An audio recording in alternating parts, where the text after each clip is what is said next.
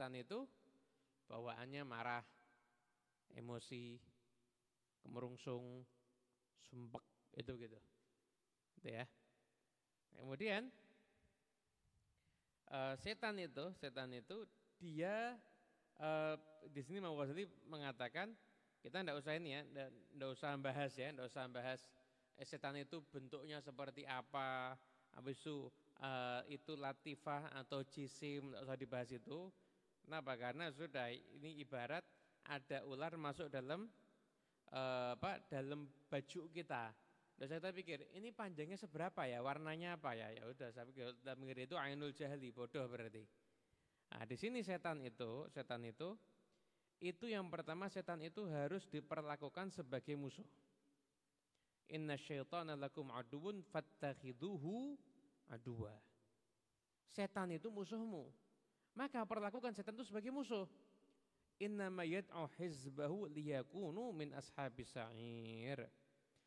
Setan itu ngajak orang yang mau jadi kelompoknya. Kenapa? Supaya menemani dia menjadi penghuni neraka. Alam ahad ilaikum ya bani Adam alla ta'budu syaitan innahu lakum aduwwum mubin. Apakah bukankah kami telah memberikan perjanjian kepadamu anak cucu Adam, jangan menyembah setan. Kemarin termasuk menaatinya. Kenapa? Karena sesungguhnya setan itu adalah musuh yang sangat nyata. Nah, terus setan masuknya dari mana? Berarti setan masuknya dari hati. Gini. Al-khawatir lintasan batin itu ada yang mutlak ngajak kepada keburukan. Di sini waswasatu syaitan. Ada lintasan batin mutlak ngajak kepada kebaikan. Nah, ini berarti ada bisikan setan, ada bisikan malah malaikat. Nah, kadang-kadang setan itu, tipu dari setan itu adalah mengajak kebaikan, tapi pada hakikatnya itu adalah suatu keburukan. Itu.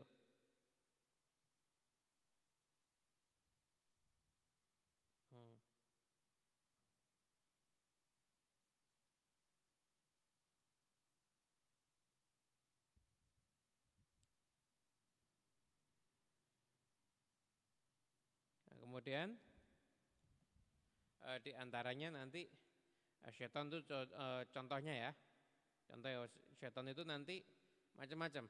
Jadi kadang ada yang jelas-jelasan setan itu ngajak pada keburukan. Contoh seperti disebutkan ada orang mau berangkat jihad fisabilillah. Dan syaitan datang, berangkat jihad, orang mau masuk Islam dulu. Orang masuk Islam, setan akan datang. Kau masuk Islam? Kau tinggalkan agamamu, agamanya bapak-bapakmu, kamu tinggal semua. Maka orang itu akan melawan setan, akhirnya dia masuk Islam.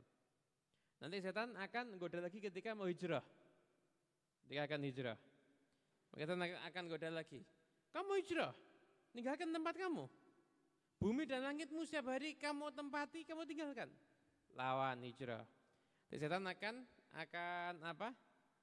menggoda lagi untuk orang itu dia berjihad, mau berjihad. Di situ setan akan goda. Kamu perang, kamu terbunuh, istrimu dinikahi orang loh habis ini. Hartamu yang kamu capek-capek dibagi loh ini. Akhirnya kalau orang itu bisa melawan, akhirnya dia bisa itu nama khawatir maklumah, itu khawatir maklumah syar. Itu betul-betul khawatir yang betul-betul diketahui itu satu keburukan. Nah, sekarang setan kadang-kadang juga seperti contohnya gini ya. Ada orang mau salat duha. Saya mencoba wiritan salat duha 2 rakaat. Setan tahu 8, lo perlu 12. Akhirnya apa? Sekali dia ngerjakan, besok dia udah kapok, tidak ngerjakan lagi. Nanti kalau ada orang mau berdakwah, setan akan ngomong, kau yang penampilannya yang bagus loh. Kau harus tahu, kau harus diterima sama manusia loh. Kau tahu enggak, kau tuh akan dimiliki pengikut yang banyak, akhirnya hilang keikhlasannya itu termasuk di budaya syaitan.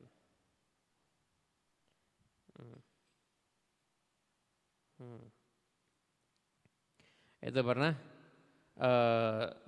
Iblis alaihissalam menyerupa menjadi manusia untuk menjumpai Nabi Isa. Di situ kemudian Bismillah. Katakan wahai Isa, la ilaha illallah. Maka setelah itu kata Nabi Isa, itu kalimat hak. Cuma aku enggak akan mengucapkannya kalau yang menuntun itu kamu. Karena hati-hatinya Nabi Isa kepada tipu daya syaitan. Allahu a'lam bissawab. Mati ana sik. Geger kowe dikipasi helikopter rasane. Banter ngarah ke punggung. Pantesan. Ada matikan dulu. Nanti diatur tempatnya.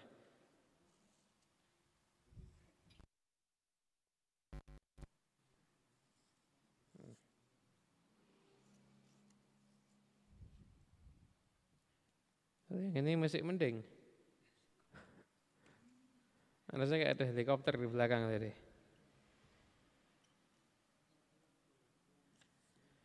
Bismillahirrahmanirrahim.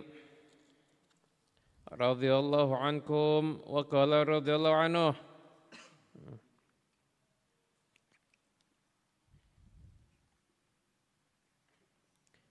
Wa qad halat alaikum ashrudul hijjah fa innahu warada fi sunati fi riwayat afdal ayyam sanah ightanimul amal salihah fiha. Qala fa thawab mudha'af fiha wa tilawah fiha mudha'af ajruha wa dzikr mudha'af ajruhu fiha wa sadaqah mudha'af ajruha wa kull wahid minkum yatasaddaq fiha hatta ahlul amalil qalilah kull yatasaddaq ala qadri ma induh law min asya'i aw ghada'i qasamu ahlul wukuf fi arafat fi wukufihim fa inna fi ikhwanikum mu'minin wa ala sirrikum min wahid idza farajta kurbatah wa tarfa' laka biha manzilah indallah wa badudrik biha minas thawab mithla thawabil waqifina bi arafat. Alaktub li walakum liman hadir hadzal jam' syarif wa li auladina wa ahlina wa ihwanina wa ashabina wa thawabal waqifina bi arafat wajil hadzal laila min as'adil layali alayya wa alaikum wa ala man hadar hadzal jam' syarif lajal kirana min hadzal jam' ridahu anna an walidina wa an auladina wa ikhwana ashabina al-hadirin al-ghaibin fi hadhihi al-lailatul syarifah ila akhir ma qala radhiyallahu anhu. Kata Hebal bin Muhammad al-Habsyi, telah mendatangi kalian 10 hari pertama Dzulhijjah. Diriwayatkan itu adalah waktu terbaik selama setahun. Karena itu bergunakan untuk beramal soleh. Sesungguhnya pahala dilipat gandakan di dalamnya. At-tilawah, kemudian bacaan Quran dilipat gandakan di dalamnya. Zikir dilipat gandakan di dalamnya. Sedekah dilipat gandakan di dalamnya. Setiap di antara kalian semuanya bersedekah. Sampai kalau perlu yang tidak punya apa-apa, sekalipun sedekah dari apa yang dia punya. Dari apa yang dia punya. Kalau perlu ini nanti ini yang hadir ini, nanti kan ada roti kan? Nanti ngambil kasihin temannya, nih buat kamu ya. Tidak apa, diniati. Dan nanti insya Allah dapat pahala sedekah ya.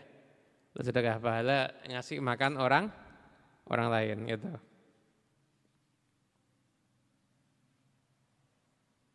Tapi secukupnya jangan, nih bawa pulang semua, jangan. Tidak ada yang makan nanti yang lain. Secukupnya aja. Nah, sesungguhnya itu kata Hebali, kamu tuh harus semangat. Kalau perlu orang yang di padang Arafah itu harus kamu sertai, kamu sama-sama ibadah. Kenapa? Biar kamu juga mendapatkan pahala yang sama. Kamu dapat mendapatkan pahala yang sama. Tahu enggak, orang-orang mukmin ini kadang-kadang kamu enggak tahu, ada satu orang di antara mereka itu orang yang punya kedudukan tinggi di sisi Allah Ta'ala. Kalau kamu menyelesaikan urusannya dia, maka kamu diangkat derajatnya oleh Allah Ta'ala.